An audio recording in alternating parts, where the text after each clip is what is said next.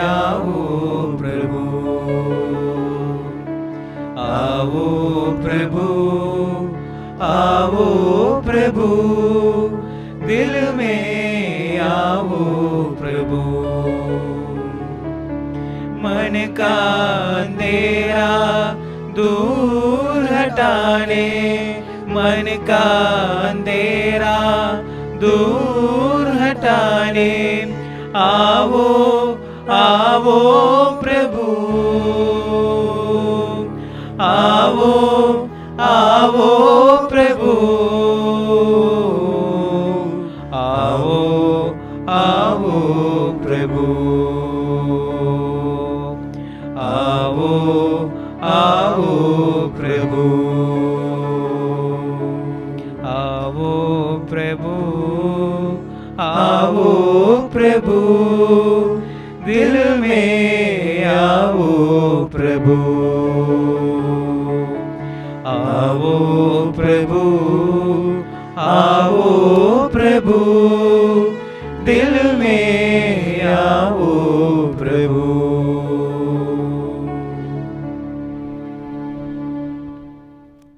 सन्मति के अनुसार पवित्र सुसमाचार में हम पढ़ते हैं, क्योंकि जहाँ 2 या 3 मेरे नाम पर इकट्ठा होते हैं, वहाँ मैं उनके बीच में होता हूँ।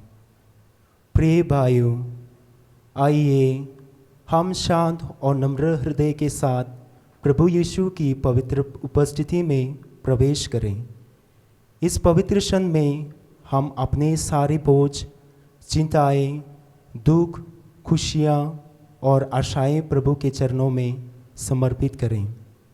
प्रभु हमारे हर आंसू, हर प्रार्थना और हमारे हृदय को, हर बात को जानते हैं। पवित्र बाइबल में स्तोत्र ग्रंथ अध्याय 46 पद संख्या 10 में लिखा है, चुप हो जाओ और जान लो कि मैं ही परमेश्वर हूँ। आइए कुछ क्षण मौन होकर प्रभु की आवाज़ सुने और उनके प्रेम तथा शांति को अपने हृदय में स्थान दें। हे प्रभु, हम केवल अपने लिए ही नहीं बल्कि पूरे विश्व के लिए भी प्रार्थना करते हैं। जहाँ युद्ध है वहाँ शांति प्रदान करें, जहाँ घृणा है वहाँ प्रेम भर दें, जहाँ हम बीमारी है वहाँ चंगाई दें, जहाँ निराशा है वहाँ आशा जगाएं। सभी देशों, उनके नेताओं, परिवारों, युवाओं, बच्चों और विशेष रूप से दुखी, गरीब, बीमार और अकेले लोगों पर अपनी कृपा बरसाई।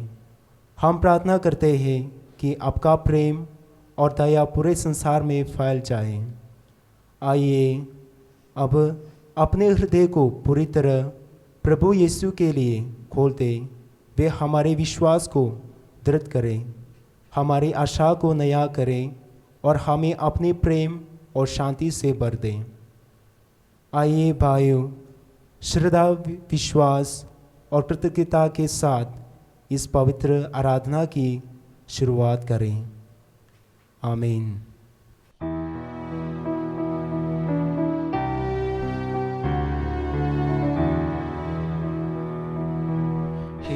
जिसे उतरा पावन आत्मा, क्षितिज से उतरा पावन आत्मा,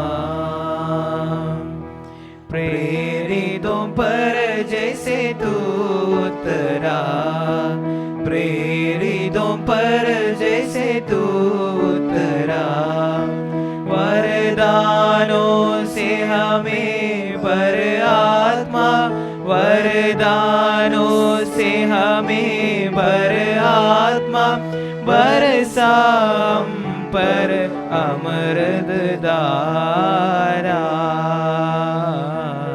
क्षितिज से उतरा पावन आत्मा,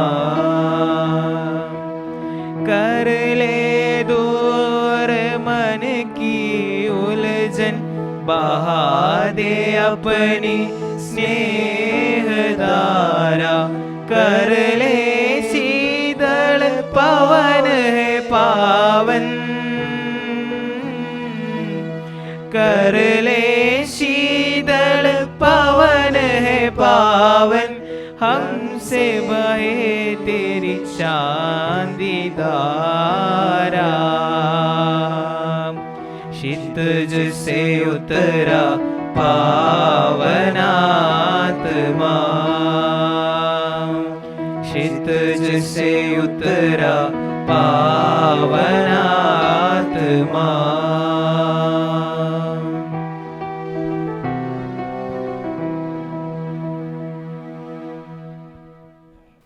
सन यूहन्ना द्वारा घोषित हमारे प्रभु ईसा मसीह का पवित्र सुसमाचार, अध्याय 20 वाक्य 24 से लेकर। ईसा के आने के समय 12 में से एक थोमस, जो यमल कहलाता था, उनके साथ नहीं था। दूसरे शिष्यों ने उससे कहा, हमने प्रभु को देखा है। उसने उत्तर दिया, जब तक मैं उनके हाथों में कीलों का निशान ना देख लूं, कीलों की जगह पर अपनी उंगली न रख दूं और उनकी बगल में अपना हाथ ना डाल दूं, तब तक मैं विश्वास नहीं करूंगा। 8 दिन बाद उनके शिष्य फिर घर के भीतर थे और थोमस उनके साथ था। द्वार बंद होने पर भी ईसा उनके बीच आकर खड़े हो गए और बोले, तुम्हें शांति मिले। तब उन्होंने थोमस से कहा, अपनी उंगली यहाँ रखो, देखो ये मेरा हाथ है। अपना हाथ बढ़ाकर मेरे बगल में डालो और अविश्वासी नहीं बल्कि विश्वासी बनो। थोमस ने उत्तर दिया, मेरे प्रभु, मेरे ईश्वर। ईसा ने उससे कहा, क्या तुम इसलिए विश्वास करते हो कि तुमने मुझे देखा है? धन्य है वे जो बिना देखे ही विश्वास करते हैं। संत थॉमस को अक्सर संदेह करने वाला थॉमस कहा जाता है, लेकिन उनकी कहानी वास्तव में संदेह से विश्वास तक की यात्रा है। वे पुनरुत्थित प्रभु यीशु को अपनी आंखों से देखना चाहते थे। जब यीशु उनके सामने प्रकट हुए तो उन्होंने थॉमस को डांटा नहीं, बल्कि प्रेमपूर्वक उन्हें अपने गाँवों को देखने और विश्वास करने के लिए आमंत्रित किया। तब थॉमस ने विश्वास से भरकर कहा, मेरे प्रभु, मेरे ईश्वर। यह सुसमाचार विश्वास की सबसे महान घोषणाओं में से एक है। इसमें थॉमस ने यीशु को न केवल अपने गुरु के रूप में बल्कि अपने प्रभु और परमेश्वर के रूप में स्वीकार किया। हमारे जीवन में भी ऐसे क्षण आते हैं जब हम कठिनाइयों हमारे जीवन में भी ऐसा क्षण आते हैं जब हम कठिनाइयों, दुखों और अनिश्चितताओं के कारण संदेह करने लगते हैं। उस समय यह सुसमाचार हमें याद दिलाता है कि प्रभु यीशु हमारे संदेहों को समझते हैं और हमें अपने प्रेम और शांति के द्वारा विश्वास की ओर ले जाते हैं। यीशु कहते हैं, धन्य है वे जिन्होंने बिना देखे विश्वास किया है। यह वचन हम सभी के लिए है। यद्यपि हम यीशु को अपनी आंखों से नहीं देखते, फिर भी हम उनके वचन, प्रार्थना, संस्कारों और अपने जीवन के अनुभवों में उन्हें पाते हैं। आज हम संत थोमा की तरह प्रभु के सामने अपने हृदय को खोलें और विश्वास से साथ कहें, हे मेरे प्रभु, हे मेरे ईश्वर। हम प्रार्थना करें। हे प्रभु यीशु, जब हमारा विश्वास कमज़ोर पड़ जाता है और हमारा मन में संदेह उत्पन्न होता है, तब हमें अपनी उपस्थिति का अनुभव कराइए। संत थोमा की तरह हम भी गहरा और दृढ़ विश्वास प्रदान कीजिए, ताकि हम हर परिस्थिति में आपको अपना प्रभु और परमेश्वर स्वीकार कर सके। हम आपकी शांति, प्रेम और अनुग्रह से भर दीजिए। आमीन।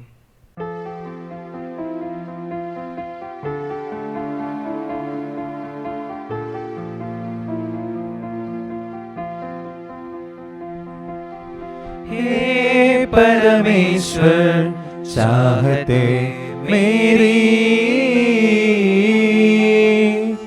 तेरे निवास स्थान में रहने की।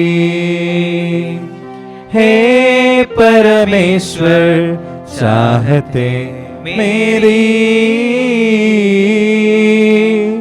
तेरे निवास स्थान में रहने की। चल कपट से रहूं मैं दूर, दिल कसम से करूं मैं प्यार, तू ही सुन ले मेरी दुहाई। चल कपट से रहूं मैं दूर, दिल कसम से करूं मैं प्यार, तू ही सुन ले मेरी दुहाई। हे करुणा कर, अनंत प्यार है तुम्हारा, गाता रहूं मैं गीत सदा तुम्हारा। हे करुणा कर, अनंत प्यार है तुम्हारा, गाता रहूं मैं गीत सदा तुम्हारा। तेरे दर पे आए पाने शांति तेरी, तू ही सुन ले आवाज मेरी।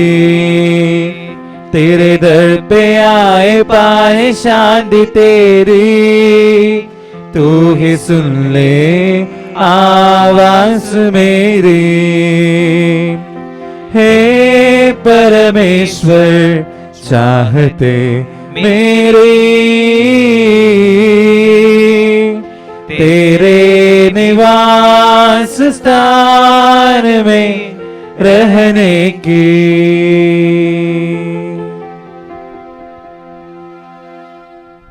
ख्रिस्त में मेरे प्यारे दोस्तों, इस आराधना के समय में प्रभु हम लोगों के पास एक अनोखे और व्यक्तिगत तरीके से आए हैं। इस पवित्र समय में उन्होंने हमारे सभी प्रकार के प्रार्थनाओं को स्वीकार किए हैं।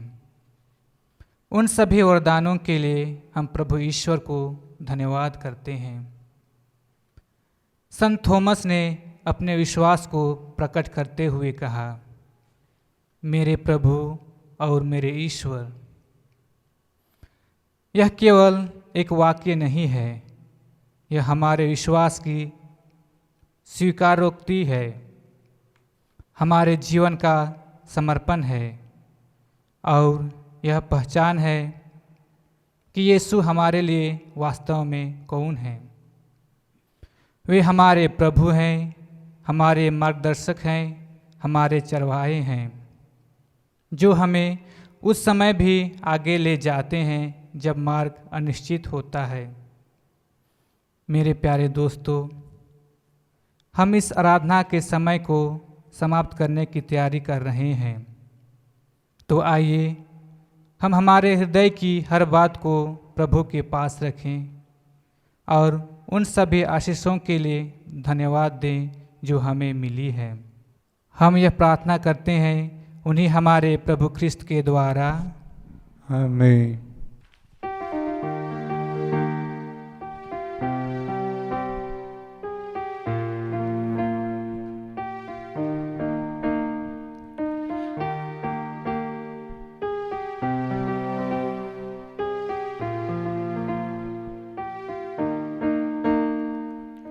परम प्रसाद में पधारे यीशु,